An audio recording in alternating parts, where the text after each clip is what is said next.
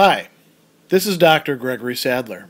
I'm a professor of philosophy and the president and founder of an educational consulting company called Reason.io, where we put philosophy into practice.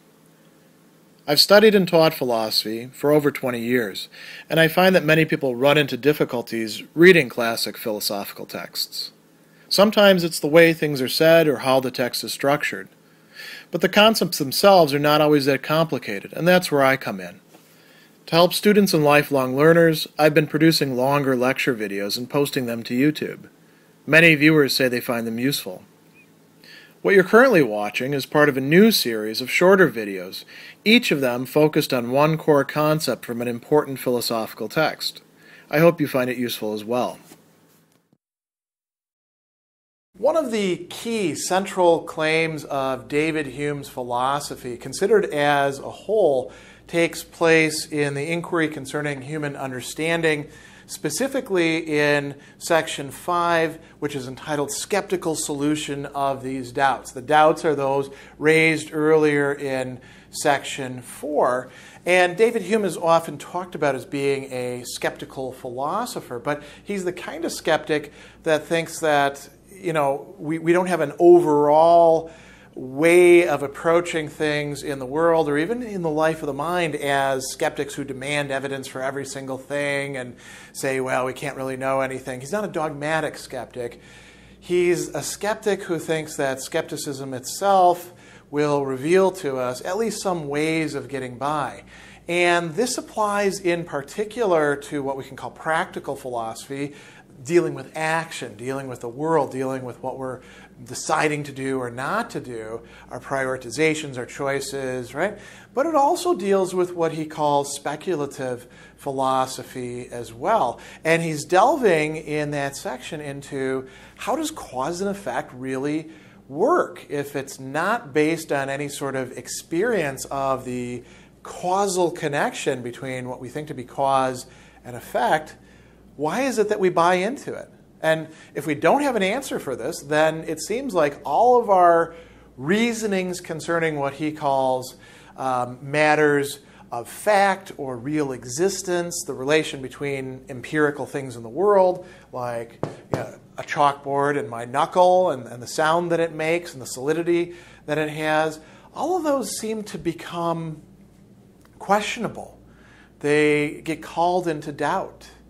And Hume says, as a matter of fact, that's not what happens with us. We don't doubt about all these things, so it's kind of weird what's actually going on there. And he's asking us, well, what principle allows us to reason beyond the experiences that we're having?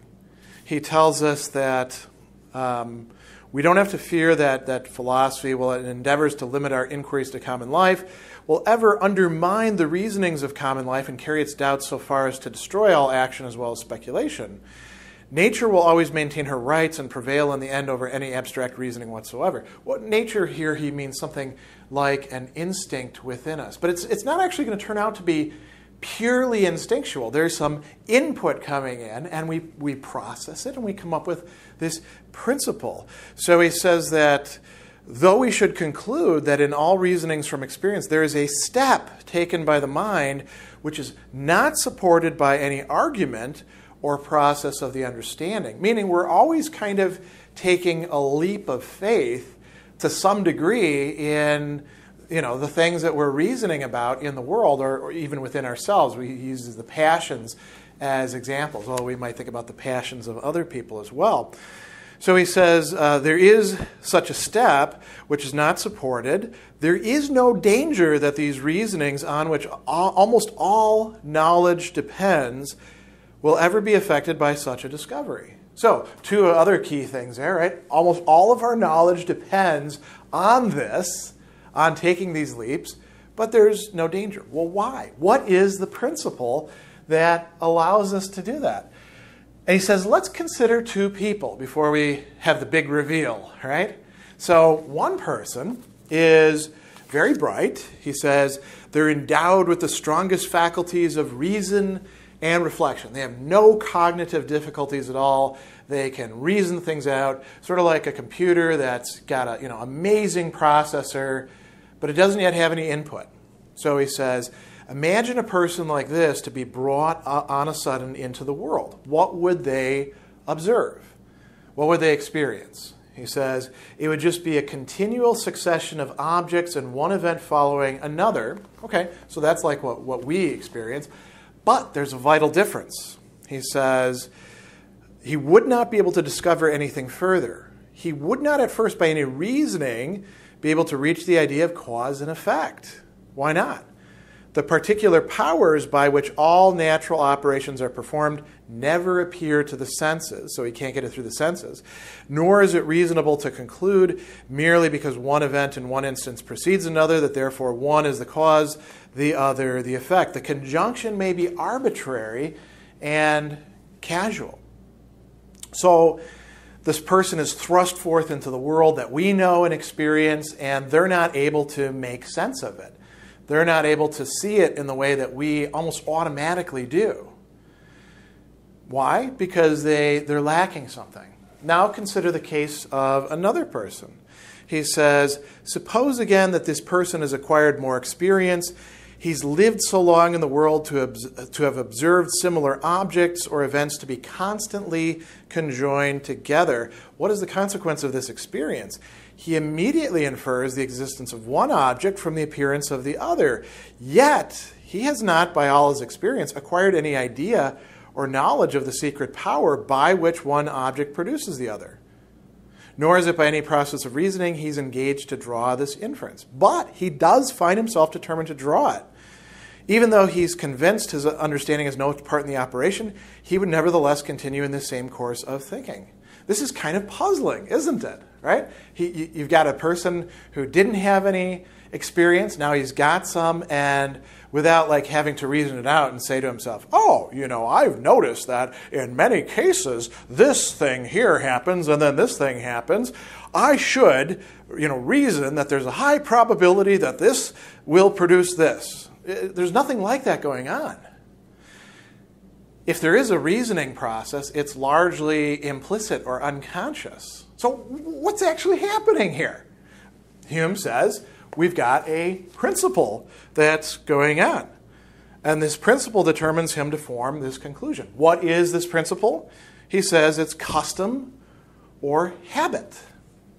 He prefers the word custom. I think in the present we would prefer the term habit because we're inclined to think of habits of thought and habits of behavior. And if we're, sort of inclined towards, say, virtue ethics or even just, trying to make ourselves more productive with life hacks or something like that, we do understand the force of habit for changing not just what we do, but also our mindsets. What is habit or custom for Hume? He tells us that it's a propensity. What is the propensity? A propensity, by the way, is a tendency, a disposition to doing something, to having something go a certain way. The book has a propensity to fall if I drop it. I have a propensity, if you've watched many of my videos, to wear a tie and a button-down shirt when I'm shooting them. Doesn't mean in every single case that I do that, of course, although the book will, in fact, if there's nothing blocking it, fall pretty, every time we think, right? So this propensity, he says, to renew the same act or operation without being impelled to by any reasoning or process of the understanding. So we're not thinking it through. It's not something cognitive in the sense of discursive, where we lay it out and we're like, okay, so this should happen, this should happen, this should happen. No, the same act or operation happens, and he says, we always say that this propensity is the effect of custom. Now, custom, in the time that Hume is talking about this, covers a lot of ground. It can be the individual and what they're accustomed to. It can also talk about sort of the pressure of social forces and viewpoints on things that go without being questioned. It was viewed as important to not get rid of customs unless you have good reasons for that. I'll give you a prime example of something that would be a custom.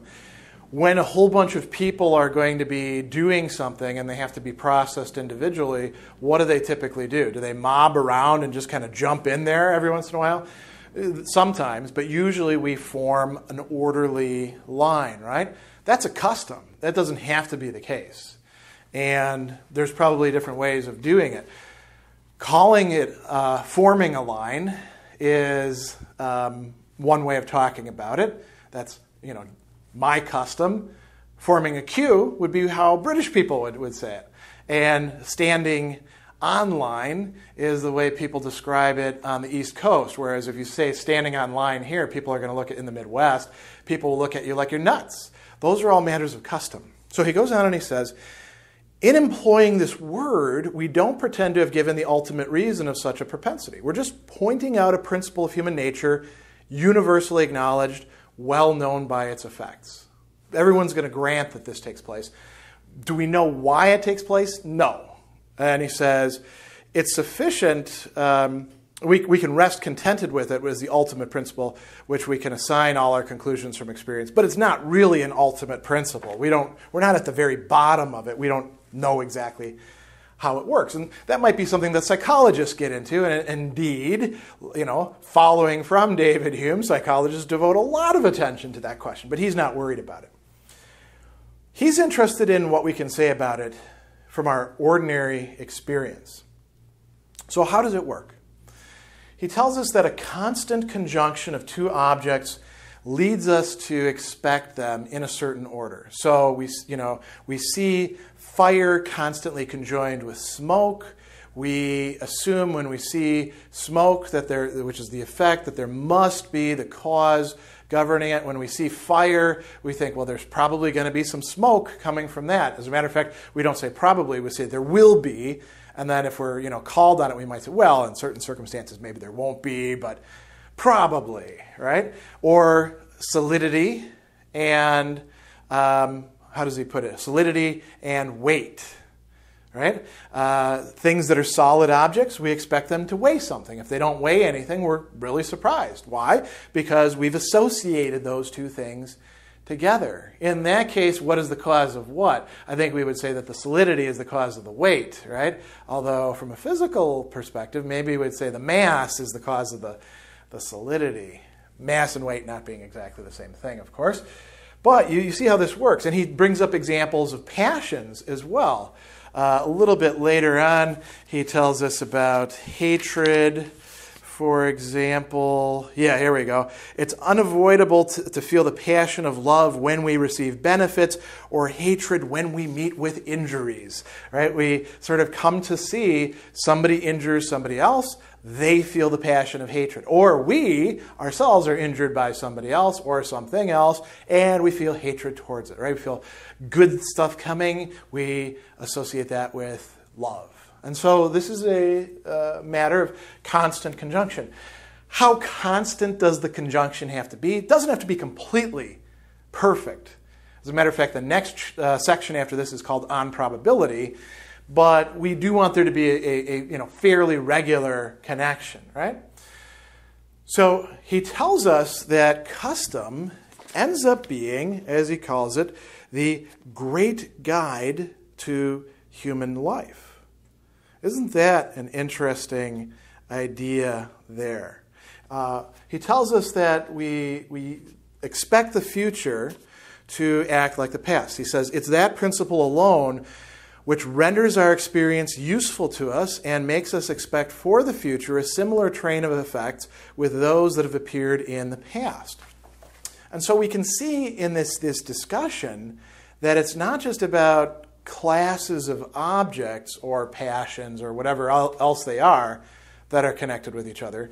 There is an overarching, we might say, capital C principle of custom that tells us that when we observe similar effects or connections in the past, we can expect to see similar things in the future. So you could call it like a meta-custom if you want to. And we rely on this to make our world coherent. This is what he says allows us to go beyond the resources that are provided to us by either memory of past experiences or what we're directly experiencing now through the senses.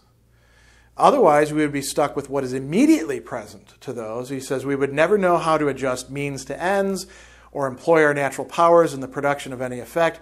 There would be an end all at once to all action as well as of the chief part of speculation. So in order to be able to function within a world, any sort of environment, to be able to use ourselves to do things, we need this principle of custom or habit, which then takes memory, senses, also what it gets from reasoning, perhaps what it also gets from culture. It doesn't mean that it's infallible in associating these things. And it connects them together and gives us an output of expect this thing to happen. So he goes on and he tells us something else that's quite important. He says that we do this, we go beyond experience to infer all sorts of things from distant places and most remote ages, again, providing us with a world. And so we do these associations. And he closes this section by saying, what then is the conclusion of the whole matter? A simple one, though it must be confessed, pretty remote from the common theories of philosophy. So he's saying this is something quite different than what other philosophers are putting out there. My view on causality is that it really boils down to the way this custom works. And he says, matters or belief of matters of fact, that is of empirical things in the world, or real existence, whether something is or isn't, derives from several different things working together. We need to have some sort of object present to memory or the senses, and then we combine that with this principle of custom. He says customary conjunction. When we actually have that, then we can get these connections. Flame and heat, snow and cold. If flame or snow be presented anew to the senses, the mind is carried by custom to expect heat or cold and to believe that such a quality does exist and will discover itself on a nearer approach. And he says, this belief is the necessary result of placing the mind in such circumstances. So without experience to draw upon, no custom or habit, it's sort of like a latent property within us, and presumably within other animals as well, drawing conclusions like that. Perhaps even it could be something, if we're thinking about machine learning, which is a rather metaphorical concept, there's something kind of like that going on in that as well, although that's going far beyond what Hume talks about. So this winds up being an incredibly important principle needed for anything that has to do with our connection with ourselves and the world.